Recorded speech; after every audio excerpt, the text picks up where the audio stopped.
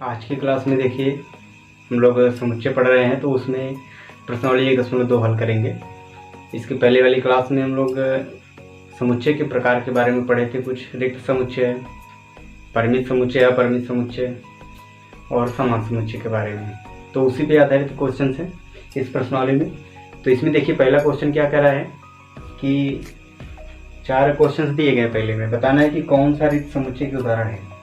4 समुच्चय दिए गए हैं, उसमें बताना है कौन रिक्त समुच्चय है। तो रिक्त समुच्चय का मतलब क्या होता है? जिसमें एक भी अवयव न हो, बिल्कुल खाली हो, उसको क्या बोलेंगे? रिक्त समुच्चय।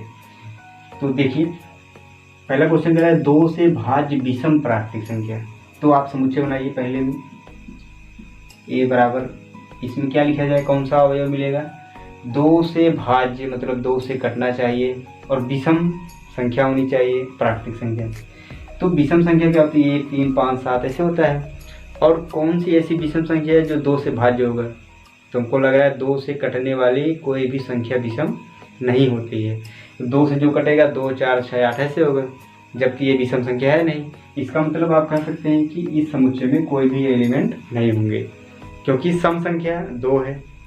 2 से भाज्य कोई विषम संख्या नहीं होती है। सभी विषम संख्या 2 से नहीं कटती है। कोई भी संख्या चाहे लेंगे वो 2 से नहीं कटेगी। इसका मतलब ये कैसा समुच्चय है?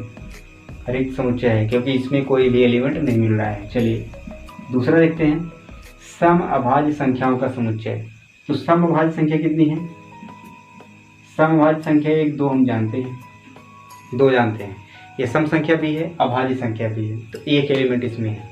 तो क्या रिक्त समुच्चय है? रिक्त समुच्चय नहीं है। जब एक समुच्चय आ जाएगा तो उसको एकल समुच्चय बोलते हैं। तो ये रिक्त समुच्चय नहीं है।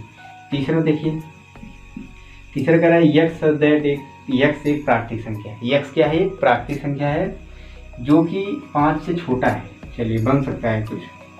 प्राकृतिक संख्या हमारी 1 से लेकर अनंत तक। अब एक ऐसा एलिमेंट है जो 5 से छोटा है और 7 से बड़ा है। ये तो लग रहा है कुछ 5, 6, 7, इधर एक 8 लिख लें, इधर 4 लिख लें। तो क्वेश्चन देखिए क्या करें, 5 से छोटा और 7 से बड़ा। ऐसी कोई संख्या है? ऐसी कोई संख्या ही नहीं है जो 5 से छोटा हो और 7 से बड़ा हो। तो इसका मतलब यही क्या है? रिक्त ही है। इसको हम क्या देंगे? कैसा समुच्चय है? रिक्त समुच्चय, क्योंकि इस कंडीशन में कोई एलिमेंट ही नहीं मिल रहा है। चलिए चौथा देखिए, चौथा है कि y सच दैट y किन्हीं भी 2 समांतर रेखाओं का उभयनिष्ठ बिंदु। तो समांतर रेखा आप जानते हैं कि ऐसी रेखा है जिनके बीच की दूरी क्या होती है? लंबवत दूरी क्या होती है? समान। मतलब ये अगर 1 सेंटीमीटर है यहाँ से यहाँ तक, तो यहाँ भी 1 सेंटीमीटर ही होगा, ठीक। और एक कंडीशन इसकी होती है कि समांतर रेखाएं एक दूसरे को कभी भी प्रतिच्छेद नहीं करती हैं। तो प्रतिच्छेद नहीं करती है, तो यहाँ पे पूछ क्या है? उभयनिष्ठ बिंदु। उभयनिष्ठ बिंदु का मतलब क्या है? अगर 2 रेखाएं एक दूसरे को काटे तो ये जो बिंदु है ना, यही उभयनिष्ठ है। उभयनिष्ठ का मतलब दोनों में, ये बिंदु इस रेखा में भी है, इस रेखा में भी है। तो यहाँ पे समांतर रेखा में कोई उभयनिष्ठ बिंदु मिलेगा? नहीं मिलेगा। क्यों? क्योंकि ये दोनों एक दूसरे को कभी प्रतिच्छेद ही नहीं करेंगे, तो उभयनिष्ठ बिंदु नहीं मिलेगा। तो यहाँ पर भी क्या कहेंगे? ये बिल्कुल कोई बिंदु नहीं मिलेगा। ये भी क्या है? सॉरी, ये रिक्त समुच्चय है। ये कैसा समुच्चय है? रिक्त समुच्चय है, राइट। दूसरा क्वेश्चन देखते हैं। इसमें देखिए कह रहा है कि आपको पहचानना है कौन सा समुच्चय परिमित समुच्चय है और कौन अपरिमित समुच्चय है। तो परिमित समुच्चय क्या होता है? परिमित समुच्चय और अपरिमित समुच्चय के बारे में हम लोग पढ़े हैं। परिमित का मतलब होता है एक सीमित, ऐसा समुच्चय जिसमें अवयव की संख्या क्या हो? सीमित हो, उसको क्या बोलेंगे? परिमित समुच्चय। और अपरिमित समुच्चय क्या होता है कि ऐसा अवयव जिसमें ऐसा समुच्चय जिसमें अवयवों की संख्या सीमित नहीं होती है, उसको क्या बोलेंगे? अपरिमित समुच्चय। तो इसमें देखिए किसके अवयव परिमित है, किसके नहीं है। पहला है कि वर्ष के महीनों का समुच्चय। वर्ष के महीने, वर्ष में कितने महीने होते हैं? 12 ही महीने हैं। तो ये निश्चित है, इसकी संख्या क्या है? निश्चित। अगर इसका समुच्चय बनाया जाए तो इसका समुच्चय जब हम बनाएंगे तो वर्ष के महीनों के नाम लिखेंगे जनवरी, फरवरी, मार्च, इस प्रकार से आप लिखेंगे दिसंबर तक लिख सकते हैं। तो इसके जो अवयव है ये क्या है? निश्चित है, इनकी संख्या निश्चित है। तो ये कैसा समुच्चय होगा? परिमित। ये कैसा समुच्चय है? परिमित है। क्लियर? चलिए दूसरा देखिए, 1, 2, 3 अनंत डॉट डॉट डॉट। अनंत मतलब अनंत जो वर्ड है वो खुद ही कह रहा है कि यह अनंत है। अनंत जिसका अंत नहीं है, इसका मतलब ये कैसा समुच्चय है? अपरिमित है। कैसा है? अपरिमित। आप देख कर ही बता सकते हैं, डॉट डॉट जब लग गया तो समझिए कि अपरिमित हो गया। चलिए तीसरा देखिए, 1 2 3 डॉट डॉट कहाँ तक? 100 तक। तो ये क्या दिखा रहा है? 1 से लेकर के 100 तक इसकी संख्या क्या है? सीमित है। कहाँ तक है? 100 तक है। इसका मतलब इसको हम कह सकते हैं कि एक ऐसा समुच्चय है, परिमित है। ठीक, चलिए आगे देखते हैं। 100 से बड़े धन पूर्णांकों का समुच्चय। 100 से बड़ा, तो अगर हम इसको समुच्चय के रूप में लिखेंगे तो 100 से बड़ा आप 101 शुरू करेंगे, 102 ऐसे डॉट डॉट पूरा, इसके आगे जहाँ तक भी जाएंगे सब क्या रहेगा? 100 से बड़ा ही रहेगा। इसका मतलब कैसा होगा? निश्चित होगा क्या? निश्चित। ये डॉट डॉट अनंत तक कैसे चलता रहेगा। तो ये हो गया कैसा? अपरिमित समुच्चय। कैसा समुच्चय? अपरिमित। सारी बात समझ में। अगला देखिए 5वां क्या है, इसमें कह रहा है कि 99 से छोटे अभाज्य पूर्णांकों का समुच्चय। अभाज्य पूर्णांक आप जानते हैं माइनस भी होता है प्लस भी होता है, लेकिन जब अभाज्य संख्या रहेगा तो ये माइनस में नहीं रहेगा। तो क्योंकि माइनस वाली संख्या जो होती है एक और स्वयं के अतिरिक्त किसी और संख्या से भी कटती है। तो आप इसमें क्या करेंगे? 99 से छोटा पूर्णांक आप 1 तक ही लेंगे।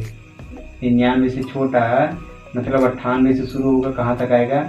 97, 96 ऐसे से कहाँ तक? 1 तक।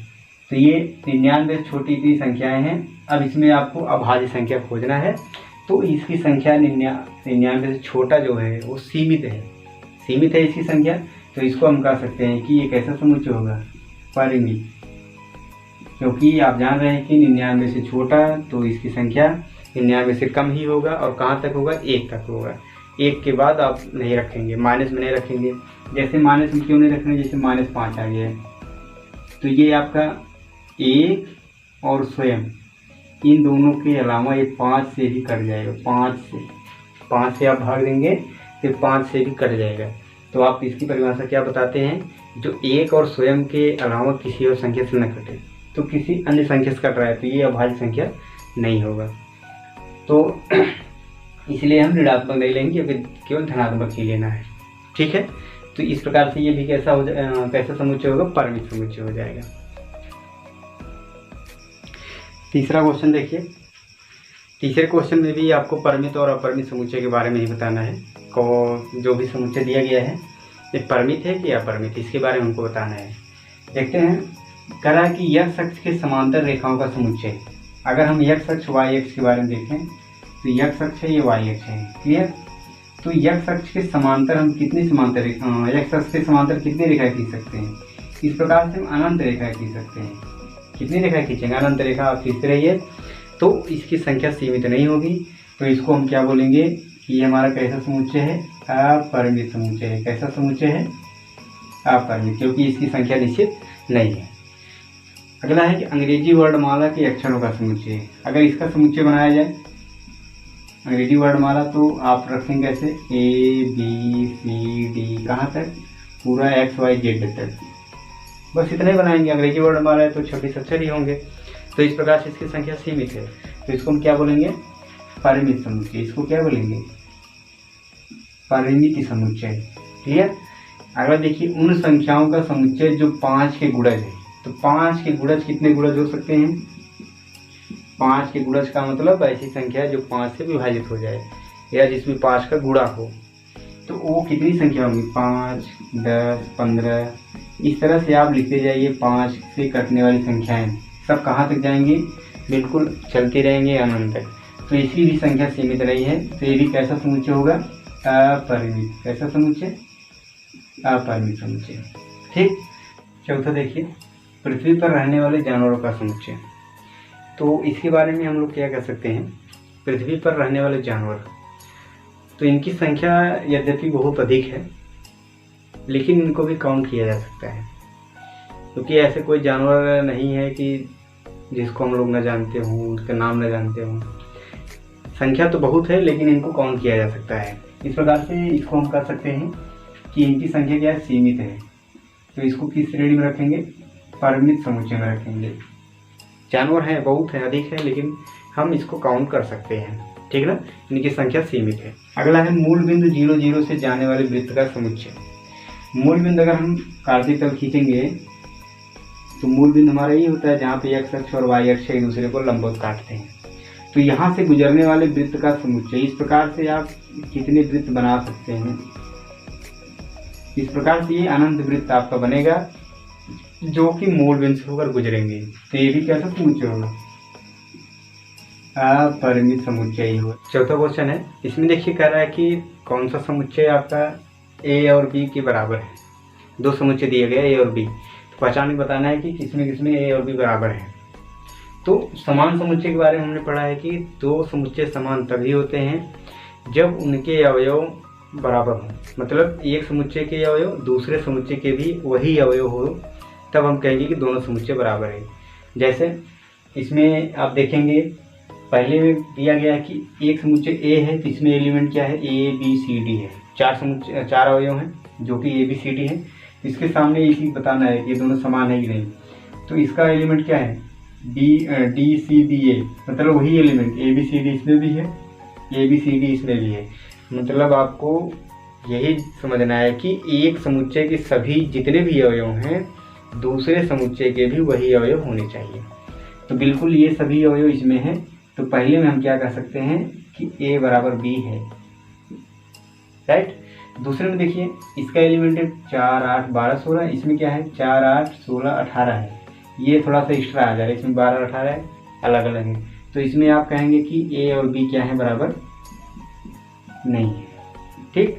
तीसरा देखिए इसमें a है 2 4 6 8 10 और b क्या है x दैट सम धन पूर्णांक और कहाँ तक 10 तक, सम धन पूर्णांक। तो इसके बारे में आप कह सकते हैं एलिमेंट अगर बनाएंगे तो सम संख्या है धनात्मक, मतलब 2 4 6 8 कहाँ तक लेना है 10 तक। तो इसका मतलब यही वाला समुच्चय दिख रहा है ना। जो ये गुण विधि में दिया गया है इसको सारणी विधि में लिखेंगे, 2 4 6 8 10 मिलेगा। तो इसके अवयव समान है। तो तीसरे में भी हम कह सकते हैं कि a और b क्या है, समान है, ठीक। चौथा देखिए इसमें है कि x दैट x संख्या 10 का गुणज, 10 का गुणज। अगर हम यहाँ पे a बनाएं तो 10 का गुणज का मतलब क्या हो गया, 10 का पहाड़, या ऐसी संख्या जो 10 से कट जाए। तो क्या बनेंगे 10 20 30 40, इस प्रकार से बनेगा, कहाँ तक जाएगा अनंत तक। तो इसका इसके साथ देखना है। तो इसमें देखिए ये सभी अवयव इसमें मिल रहे हैं, 15 25 ये सब इसमें नहीं है। इसका मतलब एक भी एलिमेंट अगर इधर उधर हो रहा है तो जान लीजिए कि वो बराबर नहीं होंगे। तो चौथे में भी आप कर सकते हैं कि a और b जो है बराबर नहीं है, ठीक। तो इस तरह से ये समान समुच्चय हम लोग पहचानेंगे, ठीक।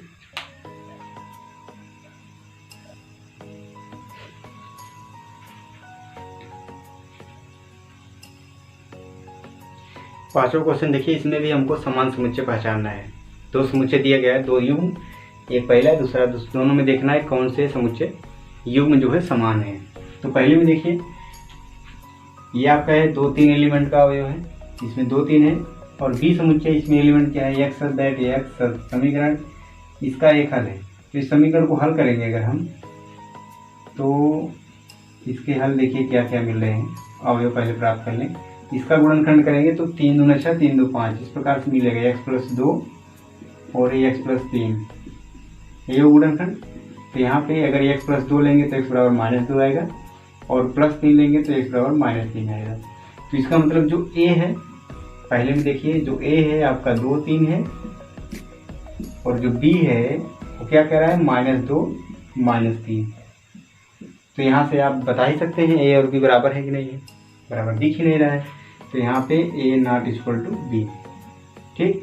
दूसरे में देखिए, दूसरे में a क्या हो सकता है, x दैट x फालू शब्द का एक अक्षर है। तो फालू अगर हम सेट बनाएंगे तो FOLW, यल देखिए 2 बार है और O 2 बार है, लेकिन लिखना एक ही बार है। आपको बताया गया कि समुच्चय में कोई भी एलिमेंट 2 बार नहीं आएंगे, दोबारा नहीं लिखेंगे। चलिए B देखिए हम बना दें, B है y दैट y वाल्व का एक अक्षर है। ये देखिए x और y z कुछ भी रहेगा, उससे नहीं दिक्कत है कि इसमें यहाँ पे x है यहाँ पे y है तो अलग अलग दिख रहा है, ऐसा कुछ नहीं। x को कुछ भी आप मान सकते हैं। हमारा सेट तो ये है ना, अवयव हमारे ये है, x और y अवयव नहीं है। तो इसको अगर हम सेट बनाएंगे तो यहाँ पे WOLF, तो आप देखिए 4 एलिमेंट इसमें सेम दोनों वही एलिमेंट है, थोड़ा आगे पीछे हैं, लेकिन तब भी हम कहेंगे कि ए और बी क्या है, बराबर है। दूसरे में आपका समान रहेगा लेकिन पहले वाले में समान नहीं है। ठीक, छठवां क्वेश्चन देखिए, ये कह रहा है कि नीचे दिए गए जितने भी समुच्चय हैं उसमें समान समुच्चय का चयन कीजिए। मतलब ये जो सभी 5-6 समुच्चय दिए गए हैं इसमें बताना है कौन कौन से समुच्चय समान है। तो समान समुच्चय हम लोग पहचान ही लेते हैं। देखते हैं, पहला अगर ए समुच्चय देखें 2, 4, 8, 12, तो इन 4 एलिमेंट का कोई और समुच्चय दिख रहा है? 4, 8, 12 लेकिन 2 नहीं है, तो इसका कोई भी समान समुच्चय नहीं दिख रहा है। इसका खुद हो जाए 1, 2, 3, 4, 1, 2, 3, 4 देखिए इधर 1, 2, 3, 4 ये आपका दिख रहा है, इसमें 1, 2, 3, 4 है, इसमें भी 1, 2, 3, 4 है। तो पहला मिल गया कि बी बराबर डी, बी और डी क्या है, बराबर है। चलिए ये दोनों हो गए। इसका देखिए 4, 8, 12, 14 है कहीं, इसमें नहीं है, छोड़िए इसको भी। ई देखिए -1 और 1, -1, 1 इसमें देखिए -1, 1 इसमें भी है, इसमें भी है। ठीक, इसका मतलब दूसरा हमको क्या मिल गया, ई और जी, ये दोनों भी क्या मिल गए, बराबर। बच रहा है ये दोनों, इन दोनों देखिए 0, 1 इसमें है, इसमें ए है, तो ये थोड़ा सा डिफरेंस है, तो ये भी नहीं होगा। तो केवल इसमें ऐसे 2 युग्म दिख रहे हैं, बी और डी, ई और जी, ये दोनों एक दूसरे के समान हैं, बाकी और भी समुच्चय जो है समान नहीं है। ठीक।